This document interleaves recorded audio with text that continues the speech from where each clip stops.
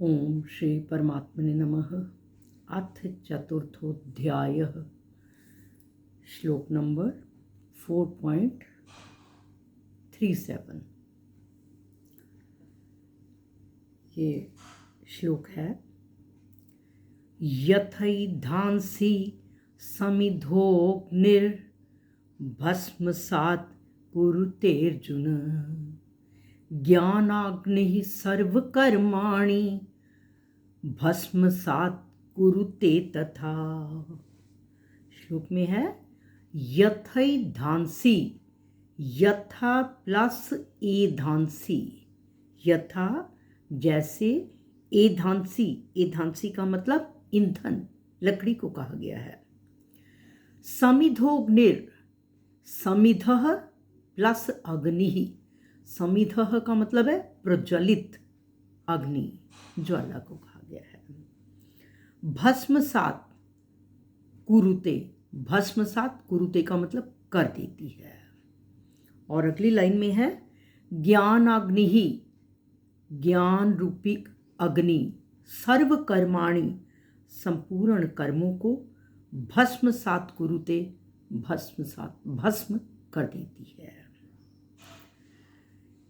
अर्जुन, हे अर्जुन, यथा समिधः अग्निः, जैसे प्रज्वलित अग्नि, एधांसि भस्मसात् कुरुते, लकड़ियों को भस्म कर देती है, तथा ज्ञानाग्नि ही, उसी प्रकार ज्ञान रूपी अग्नि, सर्व कर्माणि, संपूर्ण कर्मों को भस्मसात् कुरुते, सर्वथा भस्म कर देती है। कहा गया है कि जैसे प्रज्वलित अग्नि ये काष्ठ आदि संपूर्ण लकड़ियों को भस्म कर देती है, उसका लकड़ी का लेश मात्र भी शेष नहीं रहता, सारी भस्म बन जाती है। ऐसे ही ज्ञान रूपी अग्नि संपूर्ण पापों को भस्म कर देती है, किसी प्रकार का भी उनका किसी प्रकार का भी अंश मात्र नहीं रहता। जैसे अग्नि लकड़ी को भस्म कर देती है, ऐसे ही तत्व ज्ञान रूपी अग्नि संपूर्ण कर्मों को, संपूर्ण कर्मों में कौन कौन से कर्म आ गए हैं, ये है संचित कर्म, प्रारब्ध कर्म और क्रियमाण कर्म, इन तीनों कर्मों को भस्म कर देती है। हमारे क्रियमाण कर्म कौन से हैं, जो कर्म हम इस समय कर रहे हैं, और संचित कर्म जो हमने अब से पहले किए और अनेक जन्मों में किए गए संगृहित कर्म जो हैं, उन्हें संचित कर्म कहा गया है। और प्रारब्ध कर्म उन संचित कर्मों में से जो अनुकूल और प्रतिकूल परिस्थिति बनकर हमारे सामने आते हैं, वो हमारे प्रारब्ध कर्म हैं। ये तीनों प्रकार के कर्मों को तत्व ज्ञान रूपी अग्नि जो है वो भस्म कर देती है। और कहा है कि जैसे अग्नि में लकड़ी का अत्यंत अभाव हो जाता है, इसी प्रकार से तत्व ज्ञान में भी संपूर्ण कर्मों का अत्यंत अभाव हो जाता है। अर्थात ज्ञान होने पर कर्मों से संबंध विच्छेद हो जाता है, और कर्मों से अर्थात संसार से संबंध विच्छेद हो जाता है। संसार से संबंध विच्छेद होने का मतलब ये नहीं कि हमने संसार में रहकर संसार से अलग हो जाना है, नहीं।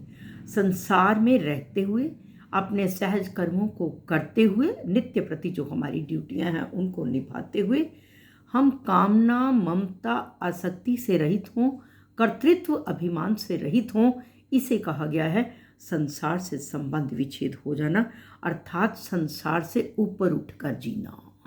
कमल का फूल होता तो कीचड़ में है, लेकिन खिलता है कीचड़ से ऊपर उठकर। ऐसे ही हम रहें तो संसार में, पर जिए संसार से ऊपर उठकर, अर्थात कामना, ममता, आसक्ति और कर्तृत्व अभिमान से रहित होकर कर्म योग में हम अपना जीवन जिए। इस प्रकार संसार से संबंध विच्छेद होने पर केवल एक परमात्म तत्व ही शेष रह जाता है। और आगे कहा गया है, क्रियाएं जो हैं वो प्रकृति के द्वारा हो रही हैं, और जिन क्रियाओं से हम अपना संबंध जोड़ लेते हैं वो कर्म बन जाती हैं। क्रियाएं हैं जैसे हमारी नाड़ियों में रक्त का संचार हो रहा है, ये शरीर बालक से जवानी की ओर बढ़ रहा है, जवानी से बुढ़ापे की ओर जा रहा है, श्वासों का अपने आप आना जाना, भोजन का पचना, इस प्रकार क्रियाएं ये जो है सारी प्रकृति में होती हैं। और प्रकृति से ही खाना पीना, चलना बैठना, देखना बोलना, ये आदि सारी क्रियाएं होती हैं। परंतु मनुष्य अज्ञान के कारण इन क्रियाओं से अपना संबंध जोड़ लेता है और फिर उन क्रियाओं का कर्ता आप बन जाता है। और जिन क्रियाओं के साथ मनुष्य अपना संबंध जोड़ता है वे क्रियाएं कर्म बनकर मनुष्य को बांध लेती हैं।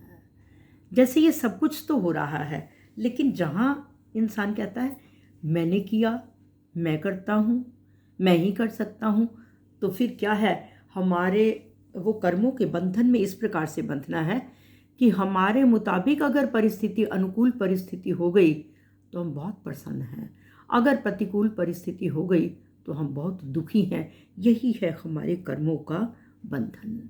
लेकिन तत्व ज्ञान होने पर अनेक जन्मों के जो संचित कर्म हैं वो सर्वथा नष्ट हो जाते हैं। और उसके बाद कहा है कि तत्व ज्ञान होने पर कर्तृत्व अभिमान बिल्कुल नहीं रहता और सभी हमारे कर्म जो हैं वो अकर्म बन जाते हैं। कर्मों का अकर्म बन जाने का मतलब हमारे कर्मों में दूसरों का सुख छुपा हुआ है।